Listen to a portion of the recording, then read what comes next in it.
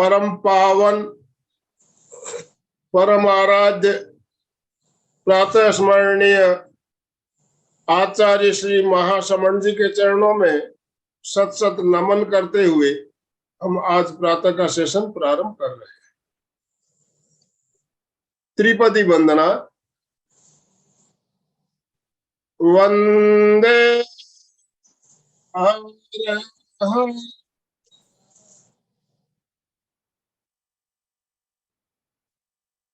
वंदे गुरुवरम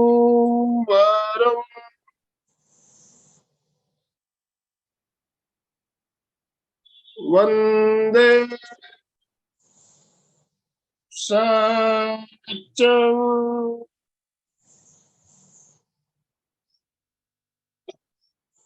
सभी साधक साधिकाओं को जय जिनेन्द्र, सुप्रभात, गुड मॉर्निंग। गुड मॉर्निंग सभी को, गुड मॉर्निंग। आज शुक्रवार का दिन, जैसा कि आप जानते हैं, शुक्रवार को हमारा एक विशेष क्रम चल रहा है। आचार्य महाप्रज्ञ जी की पुस्तक अमूर्त चिंतन पर आधारित एक श्रृंखला चल रही है और इसी श्रृंखला की आज 28वीं कड़ी लेकर हम आपके साथ जुड़ रहे हैं। और आज का हमारा जो विषय है, जो टॉपिक है, वो है ऋजुता की भावना और अनुप्रेक्षा।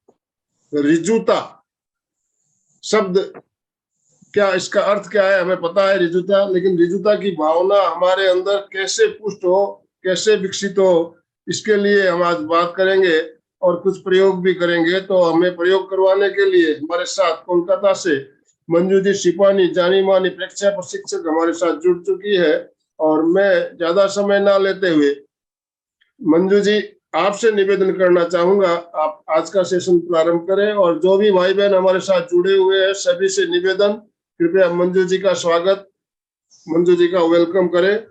वेलकम मंजू जी, बहुत बहुत स्वागत है आपका एमपी के फिटनेस क्लासेस और कल्याण योग केंद्र की तरफ से। बहुत बहुत स्वागत, बहुत बहुत अभिनंदन। आराध्य के चरणों में वंदन, प्रेक्षा प्रणीता के चरणों में वंदन, गुरुवर के चरणों में वंदन। सभी को सादर जय जिनेन्द्र, ओम अरहम। Good morning. Good morning, good morning, सुप्रभात। कहा गया है धर्म की उत्पत्ति होती है सत्य से, धर्म की वृद्धि होती है दया और दान से, धर्म की स्थापना होती है क्षमा और धैर्य से, और धर्म का विनाश होता है लोभ और मोह। एक व्यक्ति अगर अपने आप को है, सरल होना होगा, रिजु होना, सरलता, निष्कपट होना, निश्चल होना, निर्मल होना। तो जो रिजुता है एक धार्मिक व्यक्ति का आवश्यक गुण नहीं, मैं कहूंगी कि जो व्यक्ति धार्मिक है उसे सरल होना ही। हो सकता है जो व्यक्ति सरल हो वो धर्म कर्म के विषय में न भी जाने, सरल व्यक्ति धार्मिक हो या न हो ये कोई बात नहीं है, धर्म की गूढ़ता न भी जान सकता है वो नियम, लेकिन जो व्यक्ति धार्मिक है उसे तो सरल होना ही होगा। बिना सरल हुए बिना व्यक्ति में धर्म टिक नहीं सकता है। कितना ही ज्ञान अर्जित कर ले, कितनी कुछ क्रिया कर ले, बाहरी आडंबर कर ले क्रिया, लेकिन धर्म उसमें कभी टिकेगा नहीं। वो धर्म के रास्ते में समय समय पर च्युत होता रहेगा, हटता रहेगा, चला जाएगा। धर्म हमारे भीतर स्थिर हो, इसके लिए आवश्यक है हमारे भीतर विजुता, सरलता हो। सभी धर्मों में शुद्धि के लिए कि हम विशुद्ध हो हमारी चेतना आत्मा, उसके लिए एक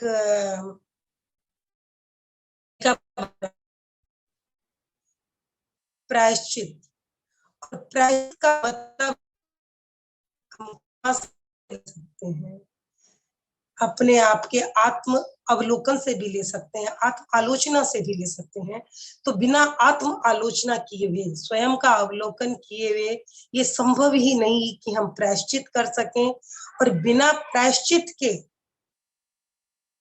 हमें विशुद्धि नहीं मिल सकती, हमारी आत्मा विशुद्ध नहीं हो सकती। जैसा कि जैन दर्शन में क्या है, जनरली देखिए श्रावक साधु संत क्या करते हैं, 2 टाइम प्रतिक्रमण का विधान, सुबह शाम क्यों करते हैं प्रतिक्रमण। उसमें आलोचना की जाती है कि हमने किसी प्रकार की ज्ञान दर्शन और चरित्र में किसी भी तरह की हमने असाधना की हो, कोई हमारी मन वचन काया से दुष्ट प्रवृत्ति हुई, तो उसके लिए हम क्षमा चाहते हैं कि हमारा पाप निष्काम हो। और पाप कब आपका निष्काम होगा, जब आप प्रायश्चित करोगे। सिर्फ बोल देने से ऐसा नहीं हो सकता कि मिच्छामि दुक्कडम, मेरे पाप मिथ्या हो, ऐसे मिथ्या नहीं होते। हम अवलोकन करके हमें अपने आप को क्या करना होता है, देखना होता है। और जब तक हम अपना अवलोकन नहीं करेंगे, प्रेक्षा नहीं करेंगे, हम कैसे जानेंगे कि हमसे कब गलती हुई, कैसे हुई, कब। तो जो व्यक्ति सरल होता है उसमें गलती की संभावना ही बहुत कम होती है, क्योंकि उसके भीतर छल नहीं, कपट नहीं, बिल्कुल निष्पाप है। वो जो है जैसा है आपके सामने है, और वो आपके साथ वैसा ही व्यवहार करेगा जैसा वो भीतर सोच रहा है। उसका भीतर और बाहर बिल्कुल पारदर्शिता होती है। तो ऋजुता एक ऐसा गुण है जो आप में धर्म को स्थिर करता है। बाहर से आप कितनी सामायिक कर लो, स्वाध्याय कर लो, ज्ञान अर्जित कर लो, लेकिन अगर आपके भीतर सरलता नहीं है तो आपका धर्म, आपका ज्ञान आपके भीतर टिकने वाला नहीं है, बिल्कुल ही नहीं टिकने वाला है। तो ऋजुता एक आवश्यक गुण है। धार्मिक व्यक्ति की 3 पहचान होती है, वो संयमी होगा, सहज होगा और सरल। संयमी होना, सहज होना, सरल होना। एक सरल व्यक्ति सहज होता है, ठीक है। संयम तो मैं नहीं कहूंगी कि संयम भी उसमें होता है, क्योंकि संयम बिल्कुल अलग चीज है। लेकिन एक सरल व्यक्ति सहज है, वो जैसा वो वैसा दिखाएगा। वो गलत है, वो अपने वो एक मुखौटा नहीं पहनेगा। गलत है तो वो सामने बोलेगा मैं ऐसा करता हूँ, सही गलत की नहीं पहचान, वो बोल देगा मैं ऐसा करता हूँ। तो ऋजुता हमारे भीतर पुष्ट हो, ये धार्मिक होने की पहली शर्त है। और ऋजु व्यक्ति केवल धार्मिक ही नहीं, सरल व्यक्ति एक अच्छा जीवन जीता है। आसपास का जो माहौल है उसका वो भी अच्छा, क्योंकि अगर हम ये जानते हैं कि जो व्यक्ति जैसा है वैसा दिख रहा है, तो वो गलत भी कर रहा है तो हम मान लेंगे भाई ठीक है ये गलत कर रहा है, हमें पता है। वो छुपाएगा नहीं कभी भी किसी चीज को, सोचेगा कुछ, करेगा कुछ, दिखाएगा कुछ, ऐसी बात उसमें बिल्कुल नहीं। मैं एक बार गांव में गई थी, ऐसे ही बच्चों का कुछ स्कूल्स वगैरह में जाना था मुझे, तो एकदम गांव। तो वहाँ गांव में ये मन में सोच के गई थी, देखेंगे वहाँ के लोग तो खाली होते हैं, उनको बिठाएंगे, ध्यान कराएंगे। लेकिन जब मैं गांव में गई, जब उनके चेहरों की मैंने सरलता और शांति देखी, मैं बोली नहीं, ध्यान की जरूरत नहीं है, बिल्कुल ही जरूरत नहीं है। क्योंकि ये बिल्कुल सीधे सरल व्यक्ति हैं। ठीक है, उनमें नॉलेज नहीं है, ज्ञान नहीं है, ये उनकी सबसे बड़ी कमी है, क्योंकि उनके दुख का कारण भी उनका अज्ञान ही है। अज्ञान, ज्ञान के बिना दुख नहीं मिल सकता है। लेकिन अगर हम कहें कि भाई उन्हें शांति का की जरूरत है, उन्हें, तो वो इतने सरल और सहज, उनके चेहरे में इतनी शांति, इतनी सरलता कि ऐसे लगा ही नहीं कि उनको कोई जरूरत है ध्यान की। वो अपने स्वभाव में रहते हैं, प्रकृति के नियमों को पालते हुए, जानते हुए चलते हैं। वो अपने जीवन की यथार्थता को स्वीकार करके चलने वाले होते हैं। जो व्यक्ति सरल होते हैं वो अपने जीवन की यथार्थता को, जो है जैसे हैं, उन्हें जो कुछ मिला है, किसी व्यक्ति से मिला हो, वातावरण से मिला हो, समय ने उसे जो दिया हो, या किसी ने भी उसे जो कुछ दिया है, वो उसे एक्सेप्ट करके जीने वाले होते हैं। उनके भीतर बहुत ज्यादा ये कर लूं, वो कर लूं, या ऐसा बहुत कुछ नहीं होता है। क्यों?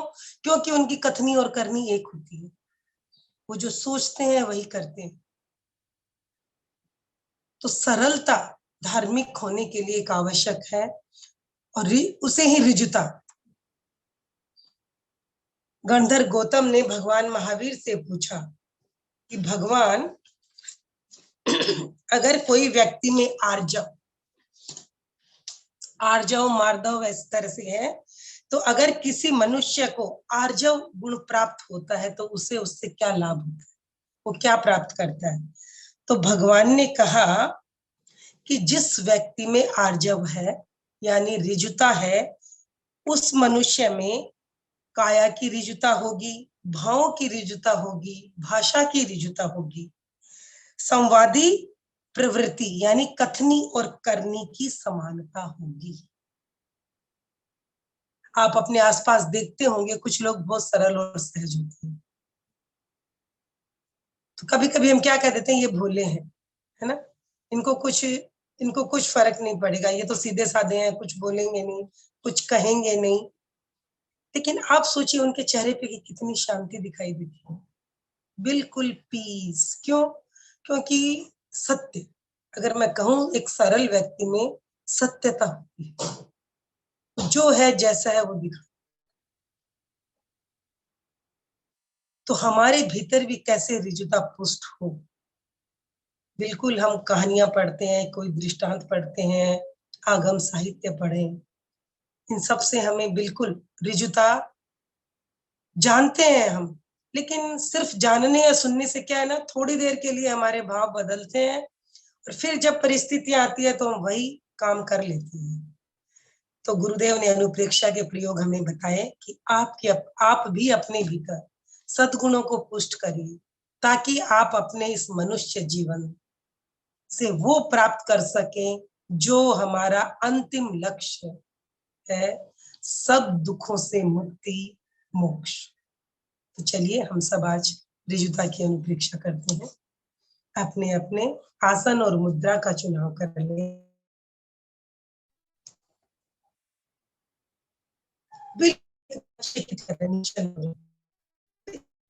भूल जाइए ये दुनियादारी। अगले आधे घंटे के लिए केवल एक इनोसेंट, बिल्कुल भीतर की सरलता, ऋजुता।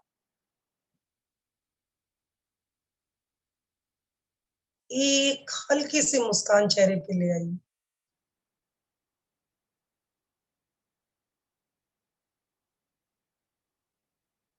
बिल्कुल रिलैक्स।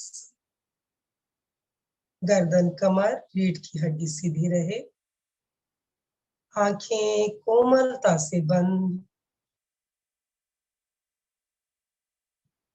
मुस्कान बनी रहे, बिल्कुल बनी रहे मुस्कान।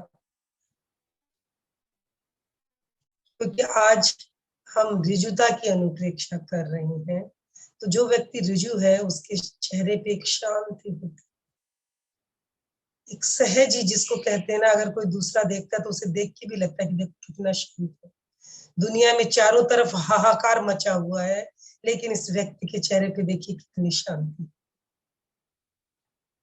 दुनिया में चारों तरफ बिल्कुल नो डाउट अभी बहुत हाहाकार मचा हुआ है, पर उसके जिम्मेवार आप तो नहीं हो ना, बिल्कुल नहीं। तो उसका बोझ मत ढोइए, बिल्कुल बोझ नहीं ढोइए।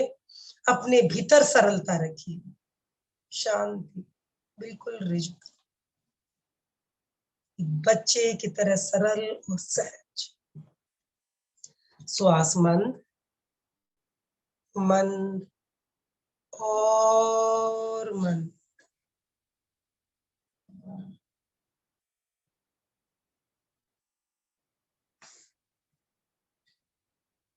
महाप्राण ध्वनि का प्रयोग करेंगे। पूरा श्वास बाहर निकालें, धीरे धीरे श्वास भरें, छोड़ते हुए ध्वनि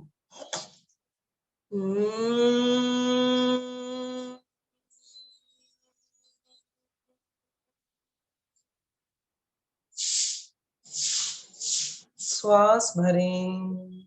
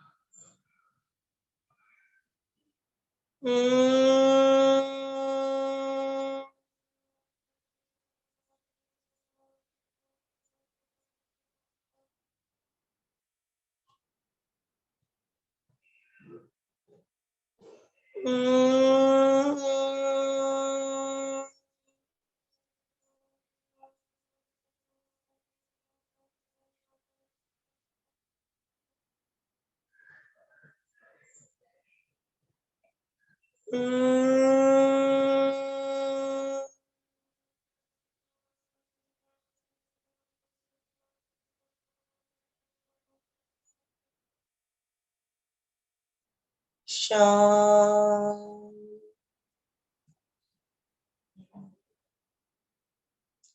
कायोत्सर्ग।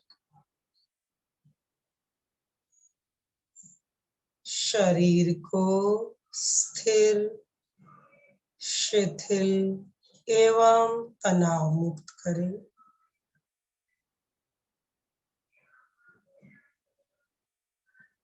कोई हलन चलन नहीं।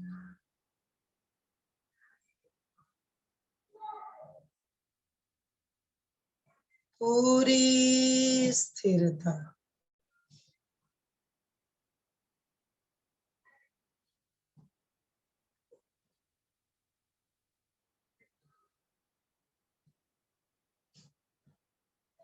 पैर से लेकर सिर तक शरीर के एक एक अवयव को शिथिलता का सुझाव दें और उसका अनुभव करें।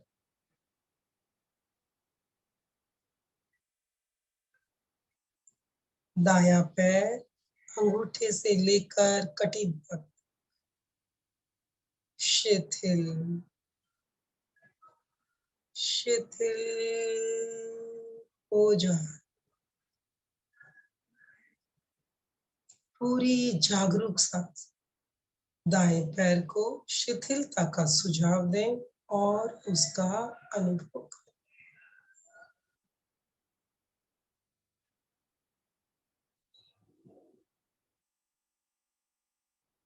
बायां पैर अंगूठे से कटी भाग तक रिलैक्स रिलैक्स रिलैक्स अनुभव करें। दोनों पैर शिथिल हो गए। कमर से कंधे तक का भाग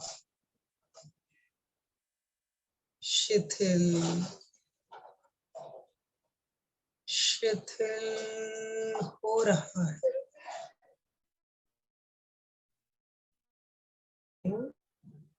शिथिल हो रहा है।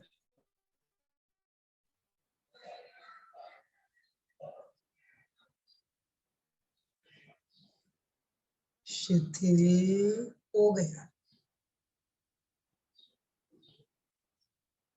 दायां हाथ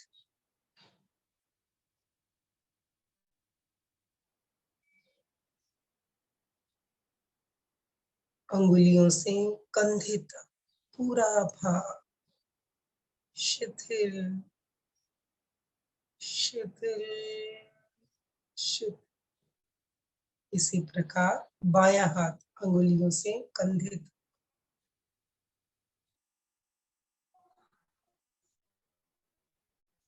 रिलैक्स रिलैक्स।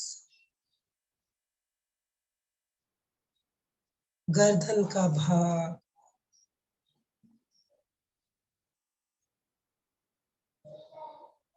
पूरा चेहरा,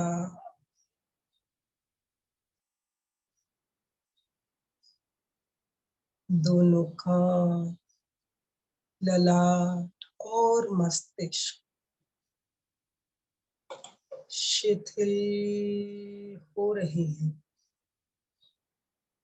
शिथिल हो रहे हैं।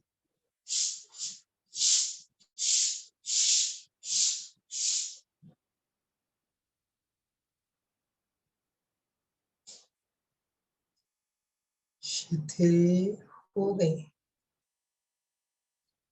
पैर के अंगूठे से लेकर सिर तक पूरा शरीर शिथिल हो गया है। रिलैक्स। पूरे ध्यान काल तक स्थिरता, शिथिलता और जागरूकता बनी रहे।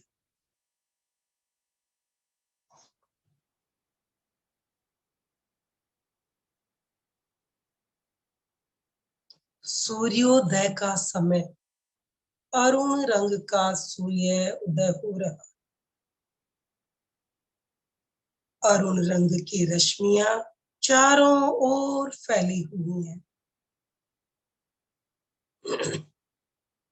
उगते हुए सूर्य का साक्षात्कार करें। चारों ओर अरुण रंग की रश्मियां फैली हुई, चमकता हुआ अरुण रंग।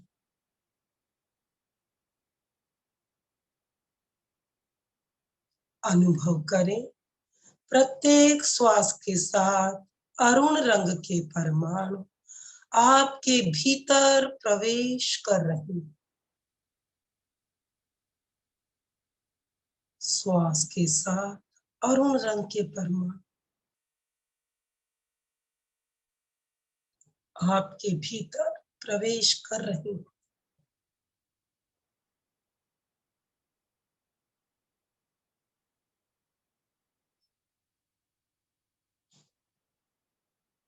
अरुण रंग का श्वास ले रहे हैं। अरुण रंग के परमाणु भीतर प्रवेश कर रहे हैं। बाहर भीतर चमकता हुआ अरुण।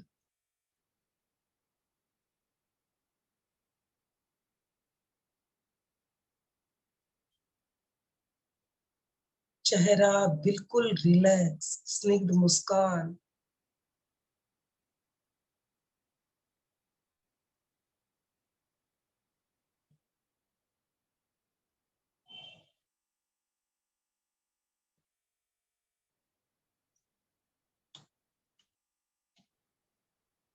चित्त को दोनों भ्रुकुटियों के मध्य दर्शन केंद्र पर केंद्रित करें।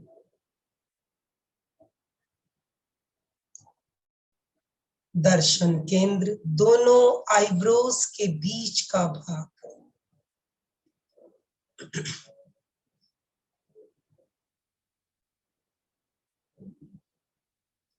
दर्शन केंद्र भीतर की ओर दोनों भ्रुकुटियों के मध्य बिंदु से लगभग आधे से 1 इंच भीतर की ओर अपने चित्त को केंद्रित करें।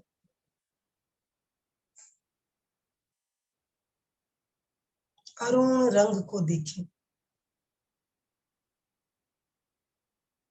वहां के प्रकंपनों का अनुभव करें।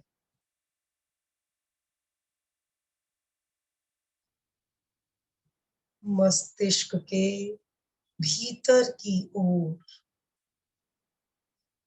दोनों भ्रुकुटियों के मध्य से भीतर की ओर लगभग आधा से 1 इंच के बीच दर्शन केंद्र, पिट्यूटरी ग्लैंड का स्थान, वहां पर अरुण रंग का साक्षात्कार करें, प्रकंपनों का अनुभव करें।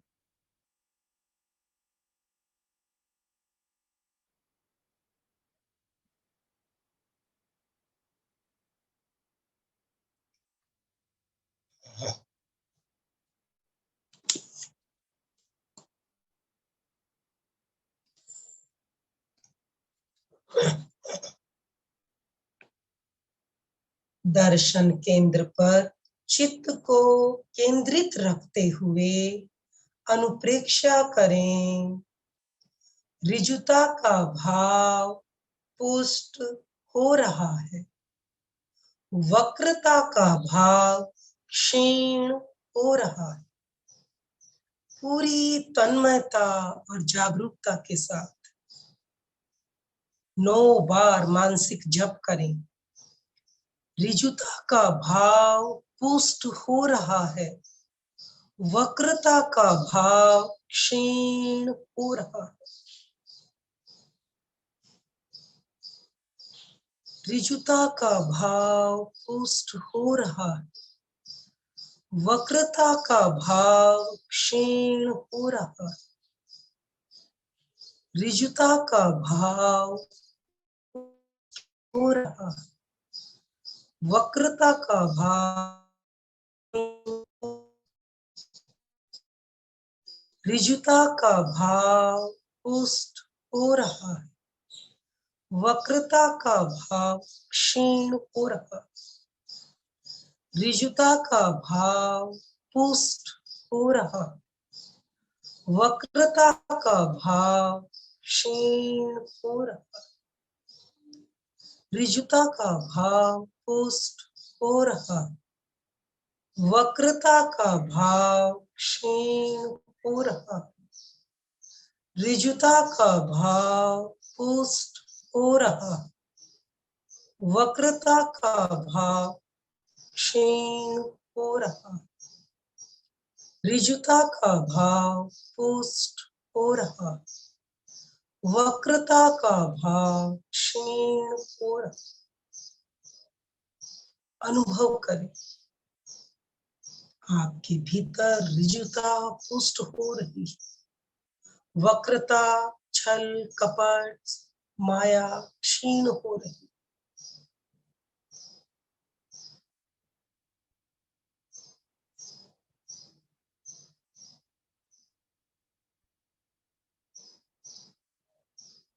आपके ये भाव आपके अवचेतन मन में फीड हो चुके हैं।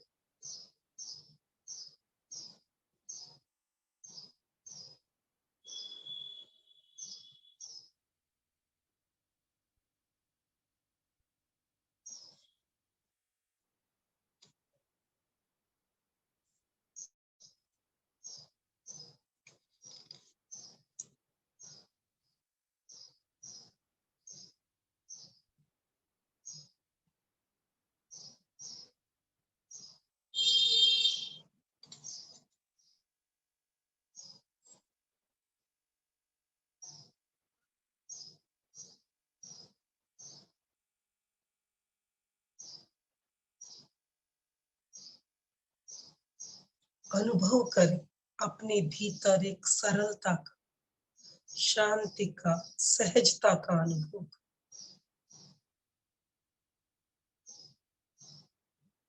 ऋजुता का भाव पुष्ट हो गया है, ऋजुता का भाव पुष्ट हो, ऋजुता का भाव पुष्ट हो गया।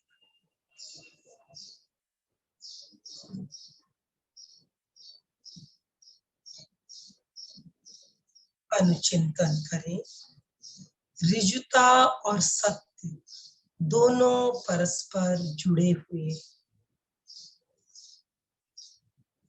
जहां ऋजुता है वहां सत्य है, जहां सत्य है वहां ऋजुता है।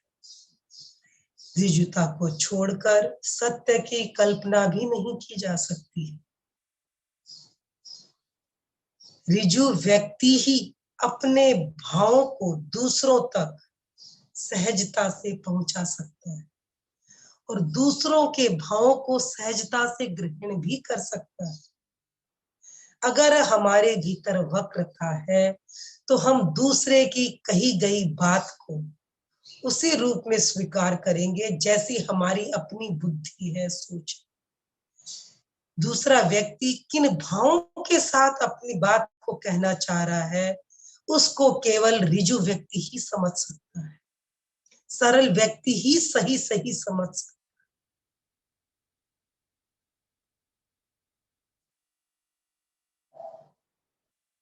ऋजु व्यक्ति ही कथनी और करनी की दूरी को मिटा सकता है। माया छल से दूर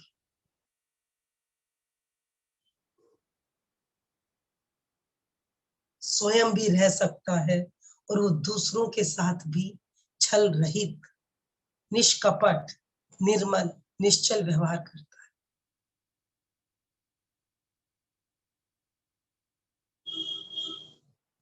जो व्यक्ति सरल और सहज होते हैं उन्हें आप बुद्धू कह सकते हैं अगर आप ज्यादा चालाक हैं तो, लेकिन वो गलत नहीं होते।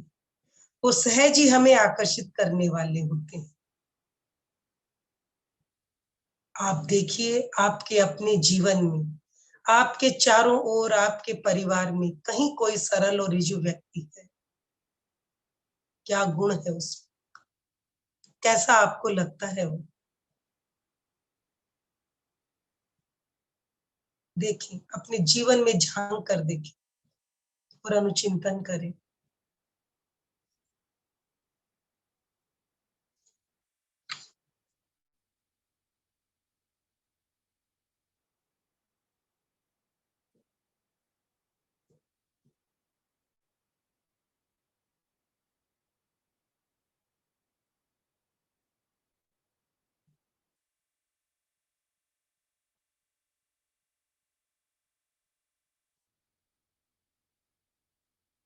ऋजु व्यक्ति के चेहरे पर एक सरलता, एक शांति होती है।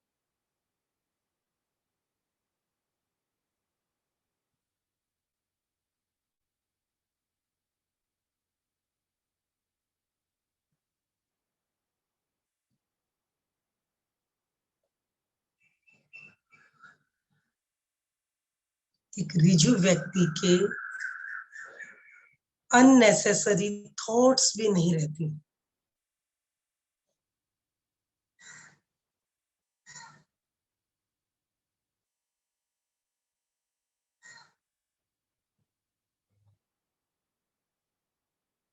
चिंतन करें, अनुचिंतन करें।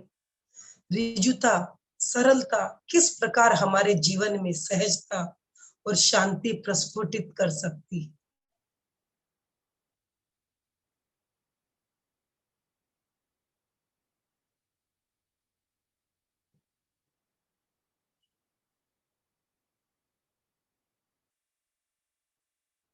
अनावश्यक विचारों से बचा सकती है। नकारात्मक भावों से हम बच सकते हैं।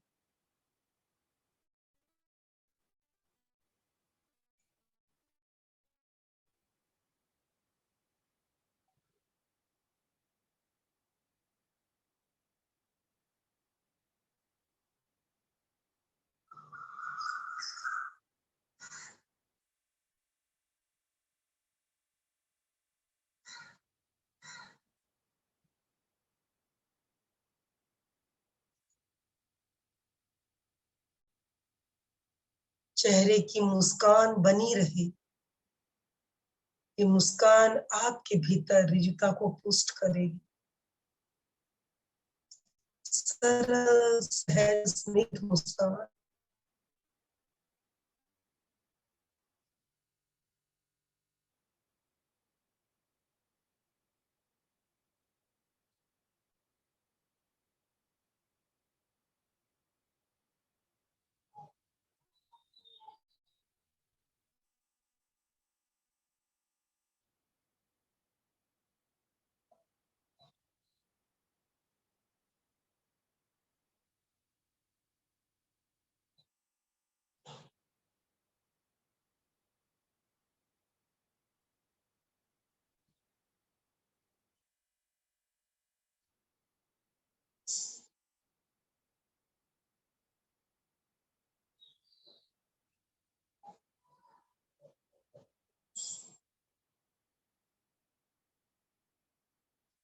अनुचिंतन करते करते अनुभव के स्तर पर आए।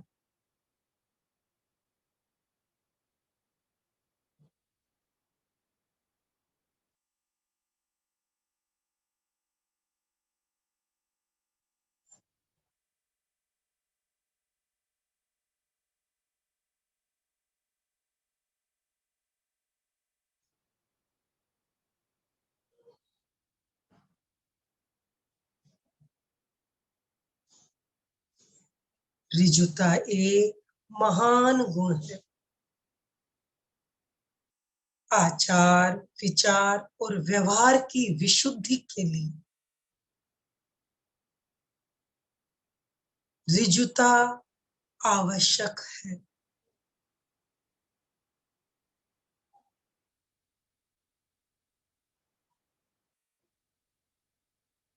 ऋजुता का गुण मेरे भीतर आचार, विचार और व्यवहार की विशुद्धि लाएगा।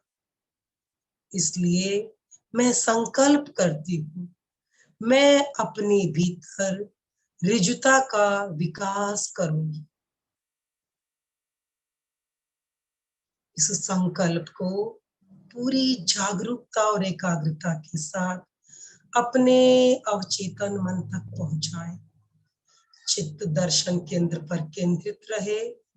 पूरी एकाग्रता और जागरूकता के साथ अपने संकल्प को अपने अवचेतन मन तक पहुंचाएं।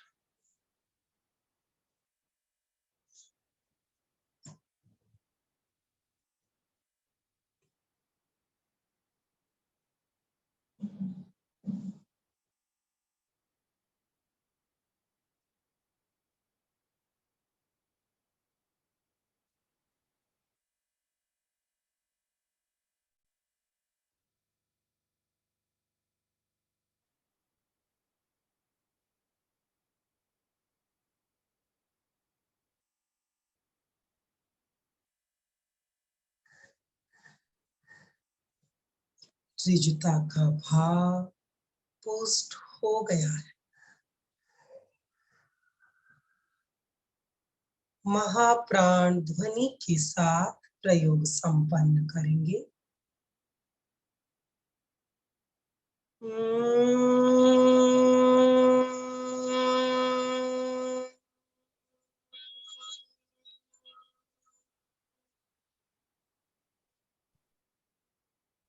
एक बार और।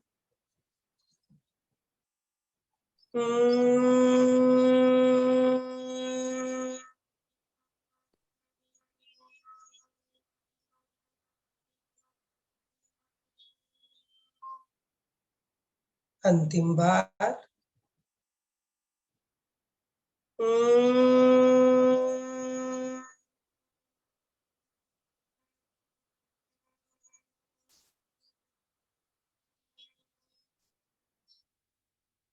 आंखें बंद ही रहेगी। दोनों हाथ आनंद केंद्र पर जुड़े हुए। सभी मेरे साथ एक बार शरण सूत्र का उच्चारण करेंगे। अर्हन्ते शरणं पवज्जामि, सिद्धे शरणं पवज्जामि, साहू शरणं पवज्जामि, केवलीपणत्तं धम्मं शरणं पवज्जामि। 3 बार सत्य को वंदन। वंदे सत्यं, वंदे सत्यं, वंदे सत्यं। प्रयोग संपन्न। ओम अरहम, ओम अरहम, ओम अरहम। सभी अपनी आंखें धीरे धीरे खोलें। ओम अरहम।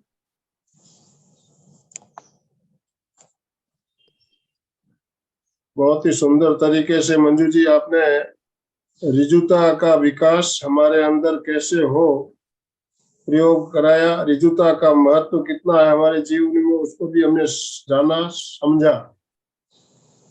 आज आपकी बातें सुनकर मुझे एक पुरानी बात याद आ गई, मेरे पिताजी की कही हुई बात, जो रिजुता और वक्रता से संबंध रखती है। तो मैं उस एक सच्ची घटना है, मतलब बात बोले तो सच्ची घटना है, और करीब 100 साल पहले की बात है, अंग्रेजों के जमाने की बात।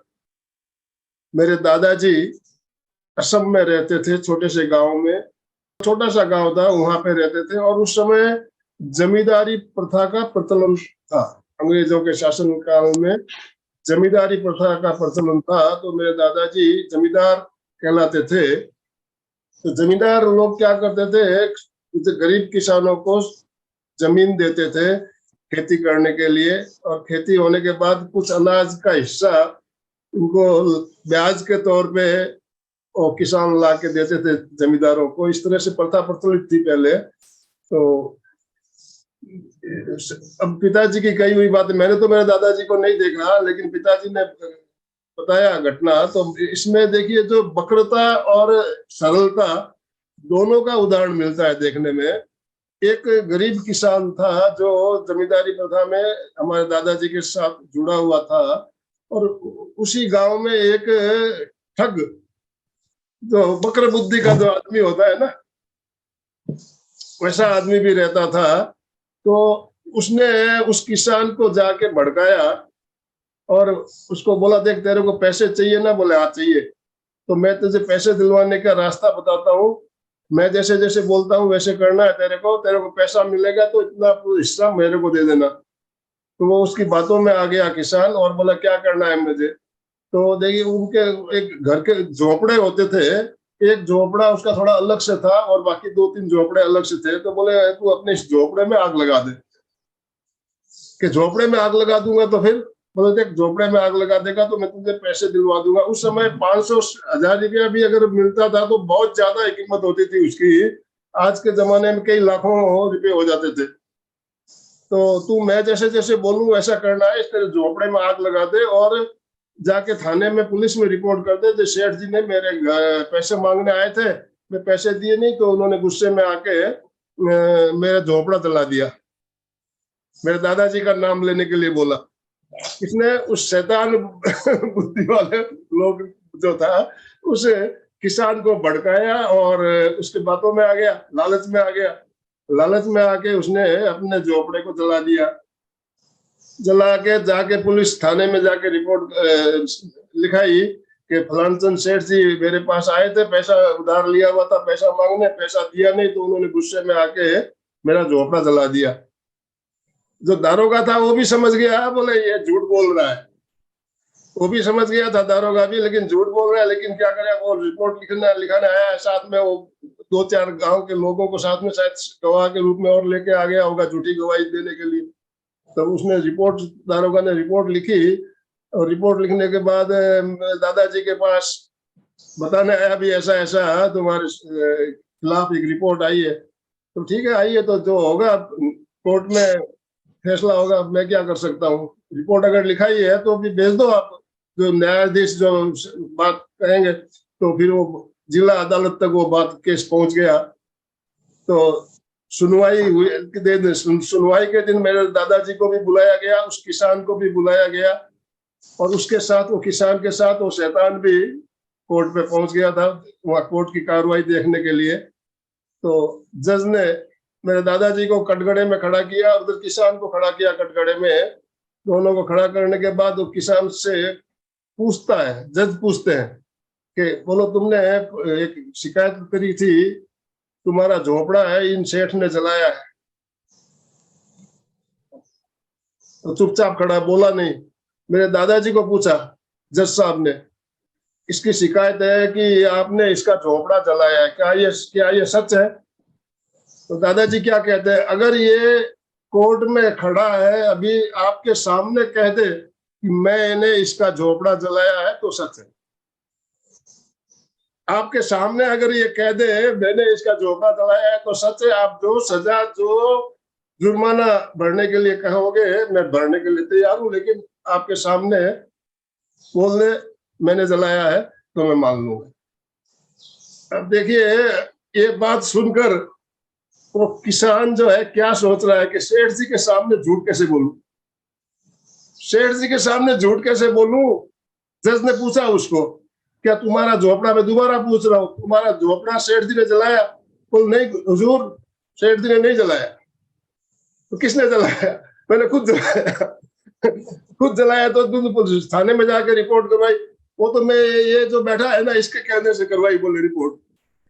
अब इतना सरल कि सेठ जी खड़े हैं, सेठ जी के सामने झूठ कैसे बोलूं? इतना सरल मना व्यक्ति पहले जमाने में, इतना सरलता, इतनी सरलता होती थी। और उस समय शैतान दिमाग भी लोग होते थे, दोनों प्रकार के लोग होते थे।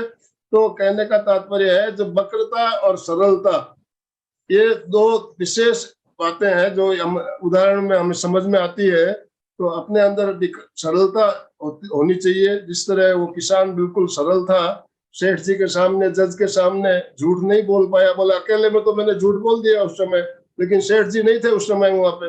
अब सेठ जी के सामने झूठ नहीं बोल सकता, मैं सच बता रहा हूँ, मैंने खुद जलाया और इसके कहने से जलाया। तो केस वहीं पे खारिज हो गया और बाइज्जत बरी हो गए। मेरे दादाजी घर आ गए वापस। तो दादाजी ने भी क्या कहा था, अगर ये कह दे मैंने जलाया है तो मैं मान लूंगा। इतना विश्वास था उन्हें कि ये कह नहीं सकता। तो ये उदाहरण मैंने आपके सामने प्रस्तुत किया। 100 साल पहले की बात आपको समझ में आई होगी। अभी मैं सबके अनम्यूट ऑप्शन दे रहा हूं, आप अपनी बात रख सकेंगे, अपने आप अनम्यूट कर पाएंगे। आपको आज का कार्यक्रम, आज को जो प्रयोग हमने किया कैसा लगा? आप अपने अनुभव भी शेयर कर सकते हैं, कोई जिज्ञासा हो तो पूछ भी सकते हो।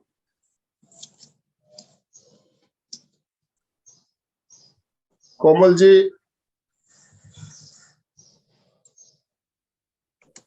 जय जिनेन्द्र मंजू जी, बहुत ही सुंदर आज का सेशन। आपने बहुत ही अच्छा रिजुता के बारे में बताया। जब हम रिजु होते हैं तो हमें खुद को अच्छा लगता है, हमारा आसपास का वातावरण भी अच्छा हो जाता है, और जो भी हमारे संपर्क में आते हैं उनको भी बिल्कुल पता चलता है कि सामने वाले का क्या है, अंदर क्या चल रहा है।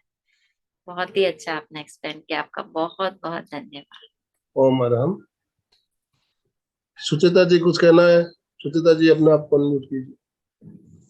जय जिनेन्द्र, बहुत सुंदर उनका अभी जो श्रृंखला चल रही है, आज का भी रुजुता का भाव, और जो आपने आपके दादाजी के बारे में बताया, सही में पहले के लोग वैसे ही सरल रुजुता के भाव रखने वाले थे, और अभी हमको भी वही सीखना चाहिए। हम तो प्रयास करते ही है, जैन लोग तो ज्यादातर करते हैं, रुजुता यानी रुजुता रहती है जैन लोगों में।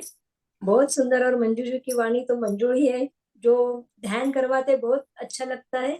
बहुत बहुत धन्यवाद मंजू जी। हर एक टॉपिक अच्छा सीखने को ही मिलता है, हर टॉपिक में बहुत नया भी रहता है। जो आप ध्यान भी करवाते हैं तो बहुत सुंदर अलग रहता है आपके हर एक सेशन में। बहुत बहुत धन्यवाद मंजू जी।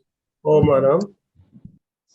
और किसी को कुछ कहना? प्रेम गोलसा जी ने अपने आप को अनम्यूट किया। प्रेम जी बोलिए। मंजू जी का सेशन बहुत ही अच्छा लगा। और ये जो रिजुता रहती है ना, तो अंदर से में कोई भी भाव छुपाने का नहीं रहता, फिर झूठ अंदर से निकलता नहीं है, ये मतलब होता है।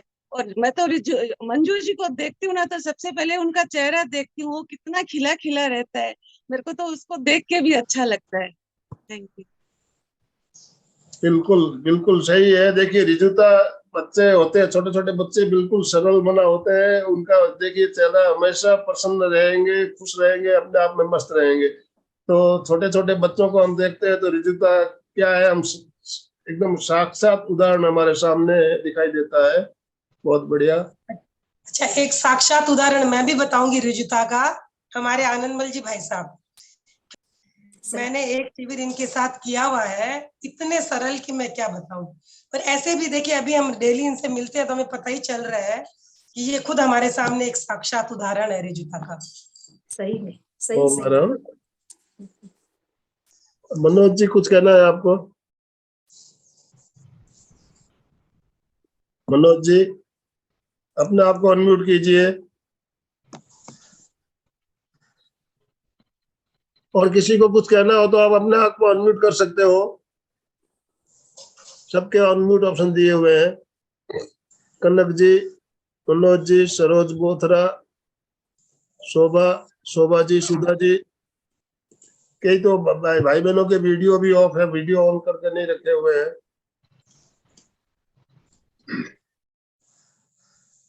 तो समापन की ओर चलें। हाँ।